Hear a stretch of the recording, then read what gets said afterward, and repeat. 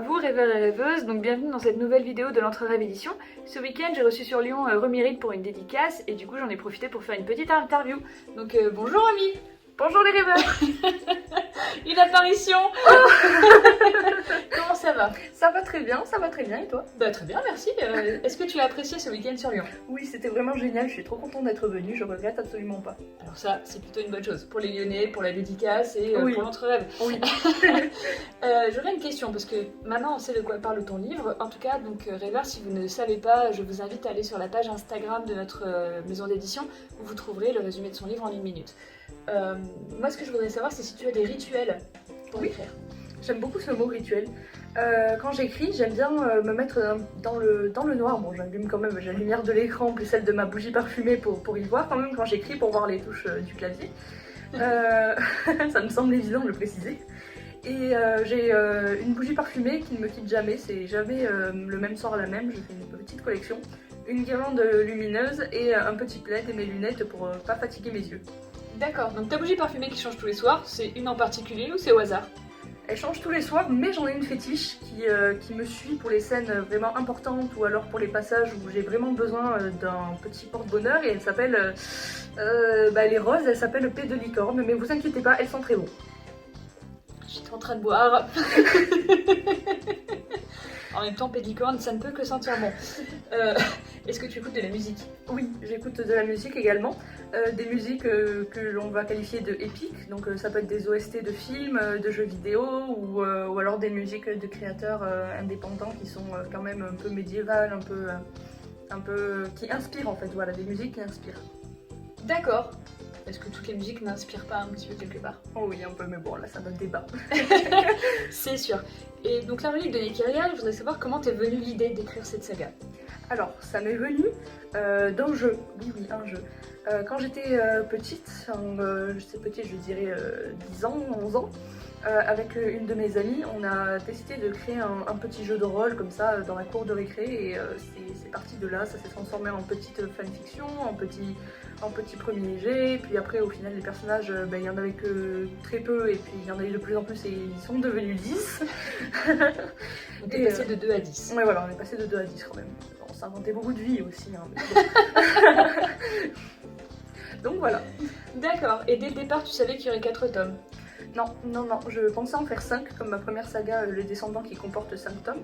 Sauf que le tome de l'ancienne version, où il y avait 5 tomes, le tome 2 et le tome 3 étaient trop petits pour être des tomes, donc je les ai regroupés pour former le tome 2, qui est du coup un peu gros. Donc du coup, ouais, un petit pavé quoi. Petit pavé, voilà, donc je dirais, je sais pas, 400-500 pages. Ok. On verra ça normalement si tout va bien en 2021. Ouais. Donc sur tes 10 personnages, ils sont tous un petit peu inspirés d'une partie de toi, ou est-ce qu'il y en a vraiment un auquel tu t'identifies? Je m'identifie, alors attention, je ne m'identifie à pratiquement aucun. Oui, c'est un peu surprenant. En fait, c'est plutôt des personnages, par exemple mon héroïne sont un peu tous aussi importants les uns que les autres, mais Day One, donc la narratrice, c'est vraiment l'exemple de ce que je voudrais être si j'étais une autre personne. Enfin, je veux dire, je sais pas trop comment expliquer, mais elle est beaucoup plus courageuse et combative que moi, ça c'est sûr, et même physiquement, vraiment je m'attache à elle parce que j'aimerais qu'elle soit moi, hein, on va dire ça comme ça. C'est très compliqué à expliquer. Moi, personnellement, je vois tout à fait ce que c'est. Qu'elle soit moi, j'aimerais qu'elle soit moi, c'est plutôt moi, j'aimerais qu'elle soit elle. elle. Voilà, être elle. Oh. C'est pas grave, c'est dimanche soir, on est fatigué, il a neigé en plus tout à l'heure. Oui, non, moi je comprends tout à fait, effectivement, c'est vrai que ouais, c'est ce que tu aimerais devenir, c'est ce que tu aimerais être plus courageuse, plus téméraire, parce qu'elle est un peu téméraire quand même, Day One. Et du coup, tu as mis quand même un petit peu de toi dans chacun des autres? On va dire ça, oui, avec des défauts aussi, pour essayer d'expulser des défauts. Et beaucoup, toute mon imagination d'ailleurs est passée dans ces personnages parce qu'il fallait bien les différencier, parce que faire 10 personnages qui se ressemblent, c'est un peu barbant, donc il fallait bien les différencier, qu'ils aient chacun une personnalité un peu haute en couleur. Oui, parce que c'est sûr que si c'est 10 fois le même, autant en avoir qu'un qui... 10 gaillards qui se battent, ouais. Ouais, puis un qui se démultiplie quoi. Tu dis toute ton imagination est passée dans tes personnages. Mais j'espère que t'en as gardé un petit peu pour l'histoire. Ah oui. Oui, je sais, j'ai dit ça comme ça, mais oui. Et puis, pas que pour cette histoire, d'ailleurs pour les autres histoires, puisque je n'ai pas écrit que Le Dernier Souffle des Dieux comme saga, donc j'ai passé mon imagination du moment dedans et mon imagination en mode science-fiction, parce que je gardais l'imagination fantasy pour le descendant et l'imagination normale pour les reflets multiples. D'accord. Ce sont des livres imaginaires aussi. Le descendant, oui, c'est un livre d'heroic fantasy et les reflets multiples, ce sont un recueil de poèmes. D'accord. Que tu m'as offert. Et oui, Merci. de rien. Est-ce que tu aurais des projets qui n'auraient rien à voir avec de l'imaginaire, du fantastique, de la science-fiction? J'ai un projet, oui, que j'avais commencé, j'ai commencé à le coucher sur papier, mais j'ai arrêté parce qu'il s'agissait d'une sorte, pas d'autobiographie, mais un récit de vie, et j'ai trouvé ça un peu trop compliqué à écrire, trop éprouvant émotionnellement, et donc du coup je me suis dit que j'attendrais encore quelques années avant de l'écrire. Quelles sont tes sources d'inspiration? Alors je puise l'inspiration partout, ça peut être autant dans un film que je regarde, dans un livre que je lis, ou alors dans la neige qui tombe comme elle est tombée aujourd'hui, ou d'une situation. Pour donner un petit exemple, le mariage de ma cousine, ça m'a inspiré pour la première scène de La culpabilité des innocents, qui est une de mes autres sagas. Donc c'est juste le lieu qui m'a inspirée. Ça m'est venu, j'étais en train de me préparer, je me suis dit mais oui, c'est une révélation. Combien de sagas as-tu écrites? J'ai La culpabilité des innocents qui est du post-apocalyptique anticipation. D'accord. J'ai Imperiae qui mélange un peu de tous les genres. Je sais pas comment le classer parce qu'il y a deux mondes donc c'est un peu compliqué, mais je dirais plutôt fantastique et post-apo. Le descendant Heroic Fantasy, Le Dernier Souffle des Dieux science-fiction, et c'est déjà pas mal. J'ai d'autres projets. Ouais, c'est déjà pas mal, 18 ans, dis donc. Ils sont pas finis, hein, mais Ouais, mais bon, c'est quand même déjà bien comme projet. Moi, je suis assez... Waouh. Merci. Je t'en prie. Est-ce que, donc, tu voyages beaucoup? Non. Malheureusement, j'aimerais beaucoup, mais bon, je voyage en France peut-être. Bayonne-Lyon, quoi. Ouais, Bayonne-Lyon, ou alors en Espagne. Souvent, l'inspiration m'est venue quand j'étais en Espagne. Et donc pour en revenir à la relique de Nekiria, donc ça se passe dans deux galaxies en fait, ça reste deux galaxies qui s'affrontent l'une l'autre. Ah oui. C'est pas commun. On n'imagine pas nous toute la Voie lactée affronter la galaxie voisine quoi, Andromède si je dis pas de bêtises. Mais donc du coup c'est quand même vraiment pas banal. D'où ça t'est venu cette idée de faire affronter deux galaxies? Étonnamment, je me suis un peu inspirée de la Seconde Guerre mondiale. Alors oui, ce ne sont pas des galaxies, mais, inconsciemment, en fait, j'étais une grande passionnée d'histoire. Je le suis toujours d'ailleurs, mais surtout quand j'ai commencé à écrire la relique de Nekiria, j'étais en troisième, donc j'étudiais les guerres mondiales, j'étais vraiment à fond là-dedans. Et inconsciemment, je pense, ils ont fait créer le peuple nekirien un peu comme des Allemands, parce que je me suis rendu compte que en fait, des nazis, voilà. Ouais, plutôt. Pas d'amalgame. Ouais, on va la refaire peut-être. Non, on va la garder. Comme des nazis, parce que je me suis rendu compte qu'il y avait beaucoup de ressemblances au mode nazi, on va dire ça comme ça, je n'arrive pas à trouver mon mot. Et Tian, un peu comme la résistance, donc Tian, pour le petite précision, c'est la galaxie neutre, qui est une toute petite galaxie de 7 planètes, dont deux, donc Carstax et Seina sont les survivantes, on va dire ça comme ça.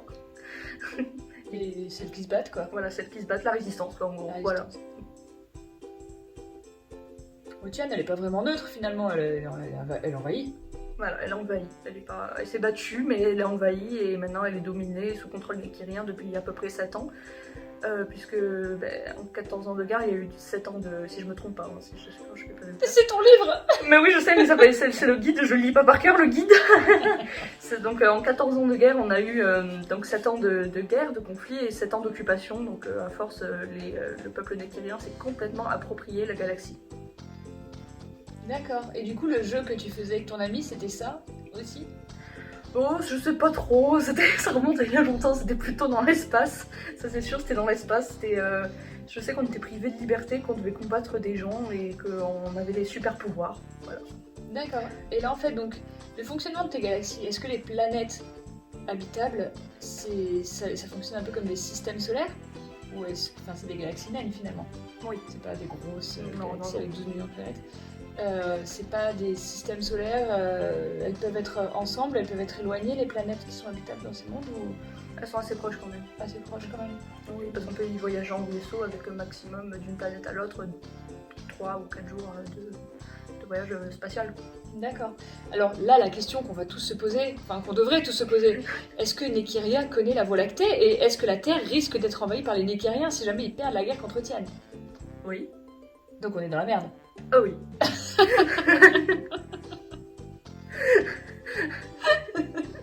Bon ben voilà, c'était la réponse qu'on ne voulait pas entendre. Je précise, c'est marqué au début de la relique de Nekria, toute œuvre, cette œuvre, bon, ça c'est des... Cette œuvre est une fiction. Cette œuvre est une fiction et c'est inspiré de faits inventés par Bibi.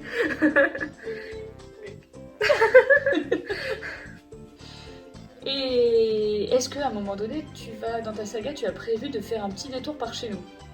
Absolument pas. Tu as bien raison. Je pense que c'est déjà envahi par les anges d'Avent et les Vénisiens. La Terre, on va la laisser tranquille dans au moins Déjà, un des elle a bouquins pris, d'entre eux. voilà. Elle a pris pour son matricule, on va la laisser souffler un peu. C'est ça. Est-ce que tu as un petit mot à dire au lecteur? Lisez mon livre. Oui, mais tout à fait, tu as raison. Non, je rigole. Je Non, dirais oui, qu'il ne faut surtout pas arrêter de rêver. C'est un peu la devise de l'entre-rêve. Parce que moi, je suis une grande rêveuse et pendant un temps, j'ai tellement rêvé que je ne percevais plus la réalité. Et puis après, j'ai eu un retour à la réalité fatale en me disant non, mais j'aboutirai jamais à rien, c'était que du rêve. Et puis petit à petit, en grandissant, mes rêves ont commencé à se réaliser un par un. Donc, comme quoi, il faut jamais lâcher, il faut jamais se dire non, ce sont que des rêves. Bon, sauf si vous rêvez d'avoir une paire d'ailes, bon, on peut rien faire pour vous, hein, mais on sait jamais. Mais... Une greffe. Et je dirais aussi que vous pouvez évidemment jeter un coup d'œil à notre site internet qui est tout beau, tout frais. Et parce que Amazon, on n'aime pas trop, on n'aime même pas du tout. Donc vous trouverez rien sur Amazon, malheureusement, ou heureusement. Heureusement, oui. Et que vous pouvez aller checker les vidéos de tous les autres auteurs, les interviews et nos petites vidéos qu'on a fait sur Instagram. Sur notre Instagram, donc Entre Rêves Édition. Sur Facebook aussi. Ouais, Facebook aussi, oui. Retrouvez nos lives. Nos lives qui sont tous les vendredis soirs à 19h. Voilà. Eh ben écoute, Romy, avec plaisir. Je pense qu'on va aller se coucher parce qu'on est fatigué. HS. Et puis que de toute façon, il est plus de 18h et qu'on n'a plus rien à faire. Confinement partiel de 18h. Voilà, comme ça au moins dans quelques années, quand on regardera cette vidéo, on se rappellera que le jour où tu es venu, il neigeait, qu'on était confinés à 18h. Mais que c'est pas grave, on était quand même là avec la bonne humeur. Et on vous souhaite à tous une bonne soirée, journée, week-end, année. Une joyeux Noël, joyeux Pâques, joyeux anniversaire, fête des mères et fête des grands-mères. Mais tout à fait, joyeux tout ce que vous voulez, mais surtout bonne humeur. Et gardez le sourire et le moral. Et lisez des livres, c'est important. Oui. Bisous. Mais attention de loin. Ouais, bisous de loin.